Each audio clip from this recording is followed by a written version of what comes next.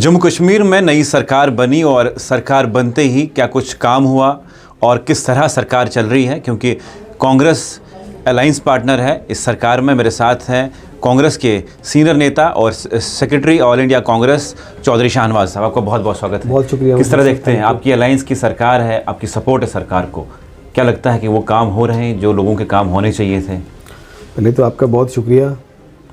देखिए, जम्मू कश्मीर जो अब रियासत नहीं है, यूटी है, बहुत सफ़र किया है 10 सालों से। बीजेपी की गलत पॉलिसीज़ की वजह से जम्मू कश्मीर का बहुत नुकसान हुआ है।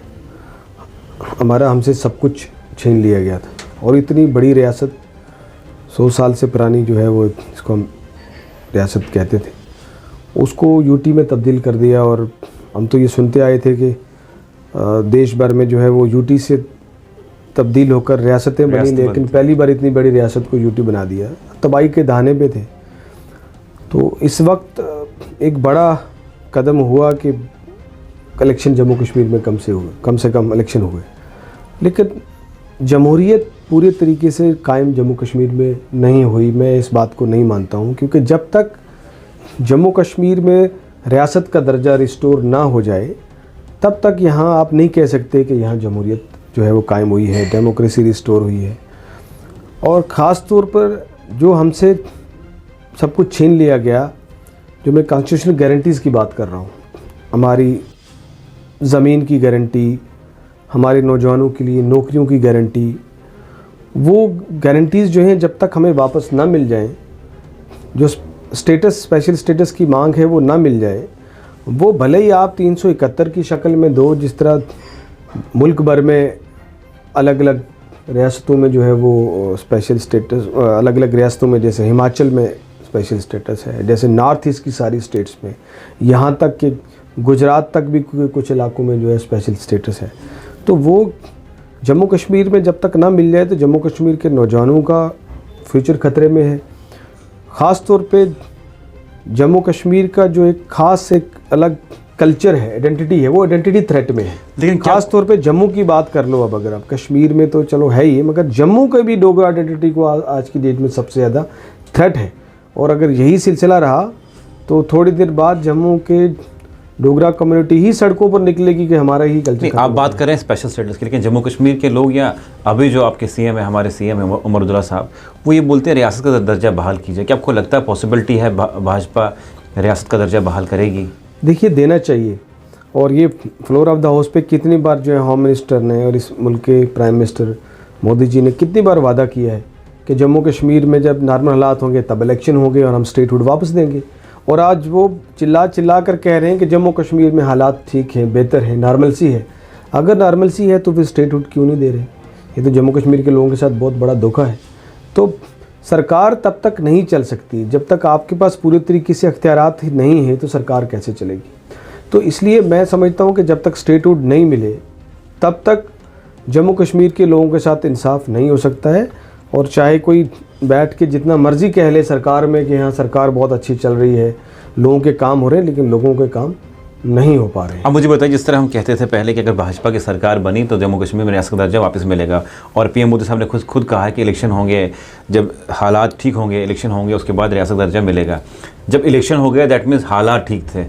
अब भाजपा जीती नहीं और स्टेट मिली नहीं, तो आप इससे क्या मतलब यही समझ रहे हैं कि भाजपा अगर जीती तो स्टेट मिलती, अगर नहीं जीती तो नहीं मिली स्टेट? नहीं, बिल्कुल साफ दिखता है कि बीजेपी जो है जो पावर हंग्री है और जिस तरीके की पॉलिसीज़ हैं इस मुल्क को तबाह करने का काम कर रही है, कॉन्स्टिट्यूशन को ख़त्म करने की कोशिश हो रही है। और जम्मू कश्मीर रियासत की हालत क्या कर दी वो आपके सामने है। तो ये साफ़ है कि बीजेपी की शायद अगर अपनी हुकूमत आ जाती तो शायद वो स्टेटहुड दे सकते थे, ऐसे क्यास लगाए जा रहे हैं। मगर अब जम्मू कश्मीर की जो है वो जम्मू कश्मीर में बीजेपी की हुकूमत नहीं आई तो वो स्टेटहुड नहीं देना चाहते। इससे बड़ी हिपोक्रेसी और डबल स्टैंडर्ड जो है वो हो नहीं सकता। और अभी जम्मू कश्मीर में तो डबल गवर्नेंस हो रही है, तो पैरेलल सरकार चल रही है। बिल्कुल पैरेलल 2 सरकारें चल रही हैं। तो जब पैरेलल 2 सरकारें चलेंगी तो आप समझ सकते हैं कि जम्मू कश्मीर के लोगों का क्या। लेकिन इसी पे उमर साहब ने बयान दिया, कहा कि हम पे कोई प्रेशर नहीं है, कोई पैरेलल सरकार नहीं है, जो हम चाहते हैं हम कर सकते हैं। तो क्या आपको लगता है जो भाषा बदल गई है नेशनल कॉन्फ्रेंस की, क्या वो भाषा दिल्ली के साथ समझौते वाली भाषा हो रही है या उमर साहब सही बोल रहे हैं? देखिए, वो तो जम्मू कश्मीर के लोग जो हैं वो बहुत जहन रखने वाले लोग हैं, पॉलिटिकल सूझबूझ है। कांग्रेस के अच्छे नेता तो हैं, लोग देख, आपकी मीटिंग्स होती रहती हैं जी, लोग इन चीज़ों, तो क्या आपको लगता है? जी, लोग इन चीज़ों को देख रहे हैं बड़ा करीब से। स्माइल आपकी कुछ और कह और रही है। नहीं, देखिए, मैं इसलिए स्माइल कर रहा हूँ कि मुझे समझ में नहीं आ रही कि कैसे डबल गवर्नेंस जो है वो दो तरफा सरकार कैसे नहीं चल रही है, जब सारा कंट्रोल जो है आधा उनके पास है।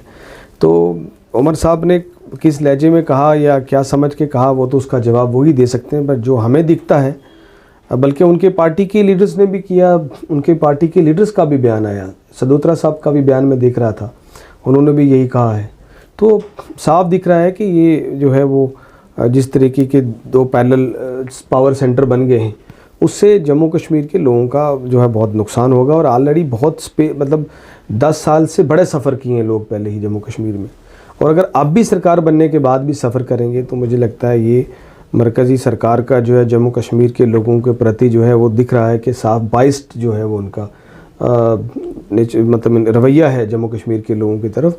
और ख़ास तौर पे आप जम्मू के लोग भी इस बात को धीरे धीरे समझ रहे हैं। जम्मू में भी मांग उठ रही है कि स्टेटहुड हमें चाहिए, क्योंकि सबसे ज़्यादा अगर कोई सफ़र करेगा उसमें वो जम्मू रीजन करेगा या जम्मू शहर करेगा।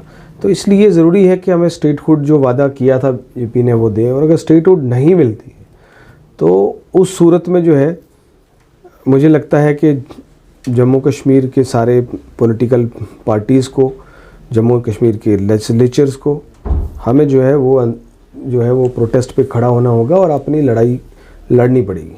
अब मुझे बताइए कि आप भी लोगों से मिलते हैं, अपने वोटरों से मिलते हैं, सपोर्टरों से मिलते हैं, सरकार बनने से पहले उनकी क्या उम्मीदें थी, अब क्या वो बोल रहे हैं कि लगभग 3 महीने हो गए? देखिए, अभी क्योंकि 3 ही महीने हुए हैं तो लोगों को अभी भी उम्मीद है कि शायद अभी, क्योंकि अभी तक तो बिज़नेस रूल्स नहीं बने हैं, अभी तक जो है वो लिस्ट के CDF रिलीज़ नहीं हुए हैं, और जब तक बिज़नेस रूल्स नहीं बन जाएंगे तब तक सरकार कैसे चलाएगी। तो लोग इंतज़ार में हैं कि जल्दी से जल्दी ये मामलात सेटल हों। लोगों को तो ये भी उम्मीद है कि स्टेटहुड मिल जाएगी तो सरकार जो है वो अच्छे तरीके से अपने जो वादे किए हुए वादे वो पूरे कर पाएंगे। अभी तक तो साफ सी बात है वो चीज़ें नहीं हो पा रही हैं, लेकिन उम्मीद है कि जल्दी। और कांग्रेस पार्टी का भी यही स्टैंड है, हमारे लिए ज़्यादा प्रायोरिटी जो है वो सरकार में आने से ज़्यादा जो है वो स्टेटहुड मिलना ज़रूरी है।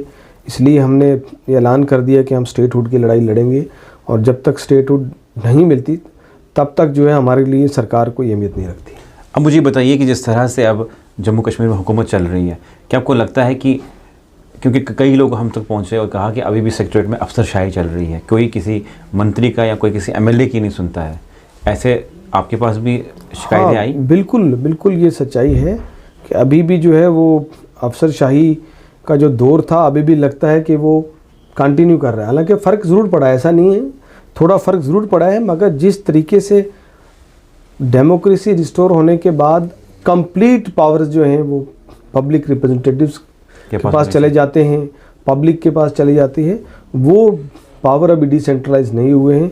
अभी भी जो है अफसरशाही जो है उनकी मनमानी चल रही है, और उसकी साफ वजह जो है वो यही है कि जो 2 पावर सेंटर्स बन गए हैं उसकी वजह से अफसर जो है उसको आपने कहा कि जम्मू के लोग खुश नहीं है, लेकिन जम्मू में बीजेपी अच्छे मार्जिन से जीती, पीर पंजाल और कश्मीर में नहीं जीती, तो क्या वजूहत है जम्मू के लोग खुश भी नहीं है और वोट भी भाजपा को दे रहे हैं, और कश्मीर और पीर पंजाल के लोगों ने जो वोटिंग की उस पर क्या कहेंगे आप? देखिए, जम्मू का जो इंटेलेक्चुअल क्लास तबका है, जो सूझ समझ रखने वाला तबका है, वो इस बात को रियलाइज़ कर रहा है कि हमसे बहुत बड़ी गलती हुई है। लेकिन बीजेपी का जो एक तौर तरीका रहा है कि वो इलेक्शंस के टाइम में लोगों को सेंटिमेंट्स को एक्सप्लॉइट करती है, विभाजन की राजनीति करती है, बांटने की बात करती है, लोगों को डरा के नफरत पैदा करने की कोशिश करती है। उस तरीके से बीजेपी ने जम्मू के लोगों को एक्सप्लॉइट किया और बहुत सारे झूठे स्लोगन दिए, लोगों को डराया गया, और जम्मू और कश्मीर के बीच में एक दीवार खड़ी करने की कोशिश की, खाई पैदा करने की कोशिश की, जिसकी वजह से जो है जम्मू के लोगों ने शायद इस बार बीजेपी को वोट दे दिया आखिरी बार। मगर मेरी बात ये भी आप याद रखिए कि ये आखिरी बार है जब जम्मू के लोग जो है उनको बीजेपी ने बेवकूफ़ बनाकर वोट लिए हैं। इसके बाद जब भी इलेक्शन होगा आप देखिएगा बीजेपी के जम्मू में क्या हालत होगी। लोग जो है वो माफ़ नहीं करेंगे। हालांकि बहुत बड़े इश्यूज़ थे जम्मू में, लोगों को गुस्सा भी था बीजेपी के ख़िलाफ़, और हैरानगी भी है, ये एनालिस्ट जो हैं उनको इस बात की हैरानगी भी है कि जम्मू में इतना गुस्सा था लोगों में, किस तरीके से अत्याचार जम्मू के लोगों के साथ किया था बीजेपी ने। चाहे स्मार्ट मीटर्स लगा दिए, लोगों के बिजली के किराए बढ़ा दिए, पानी के किराए बढ़ा दिए, जगह जगह टैक्स वसूलने के लिए जो है, जेब लूटने के लिए जगह जगह टोल प्लाज़ा लगा दिए, प्रॉपर्टी टैक्स जो है ठूसने की कोशिश की। जिस तरीके से ये जम्मू के लोगों को परेशान करने की कोशिश की, लोगों को गुस्सा भी था, लेकिन उसके बाद भी जो है वो बड़ी हैरानगी है कि किस तरीके से बीजेपी ने जो है चाहे मजहबी तौर पे डिवाइड किया या और सेंटिमेंट किस तरीके से जम्मू के लोगों को एक्सप्लॉइट किए और जम्मू के लोगों को डरा कर और उनको बहका कर जो है वो वोट एक बार फिर ले लिया। मगर कितनी देर बनाएंगे? आखिर अब जम्मू के लोग समझना शुरू हो गए, और ख़ास तौर पे इस इलेक्शन के बाद अब जम्मू से ही आवाज़ उठनी शुरू हो गई है कि हमें स्टेटहुड वापस दिया जाए।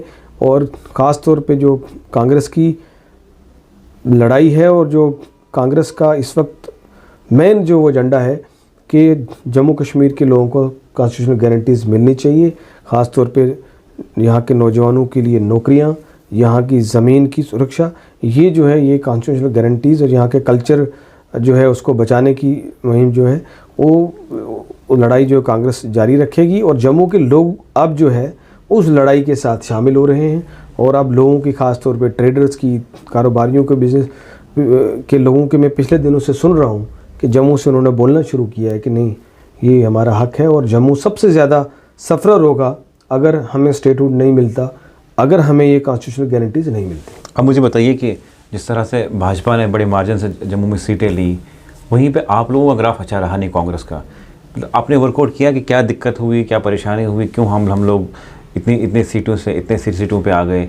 कल सुना मैंने आपकी मीटिंग भी थी। बिल्कुल, कल हमारी हुआ सोच विचार। कल हमारी जो है वर्कशॉप जो है पूरा दिन एक रही, मगर ये इसका हिस्सा था, पहली कड़ी थी। अभी हमारा आगे और जो है वो डिटेल्ड मीटिंग्स और चिंतन शिविर होगा, जिसमें हम पूरी समीक्षा करेंगे कि क्या वजूहात रहीं, कहाँ हमसे गलतियाँ रहीं, और ज़रूर हमसे कुछ गलतियाँ रही होंगी जिन गलतियों की वजह से जो है हमारा रिज़ल्ट अच्छा नहीं आ पाया और हम कम सीटें ले पाए। लेकिन हम समीक्षा करेंगे और क्या वजूहात रहीं उन पे पूरा तबसरा होगा, और उनको कैसे ओवरकम किया जाए, और अगली बार उन गलतियों पे काम करके लोगों की लड़ाई जो है वो लड़ी जाए। और इंशाल्लाह मुझे उम्मीद है कि अगला इलेक्शन जब भी होगा, कांग्रेस जो है वो जम्मू कश्मीरी लोगों की आवाज़ बनकर उभरेगी। चलिए, बहुत शुक्रिया। मेरे साथ थे कांग्रेस के सीनियर नेता चौधरी शाहनवाज जी, बात करने के लिए क्या कुछ कहा जम्मू कश्मीर की नई हुकूमत को लेके, किस हद तक हुकूमत चल रही है या पैरेलल गवर्नमेंट चल रही है, उसको लेके उन्होंने बातचीत की। आप किस हद तक सहमत है, कमेंट सेक्शन में ज़रूर लिखिएगा।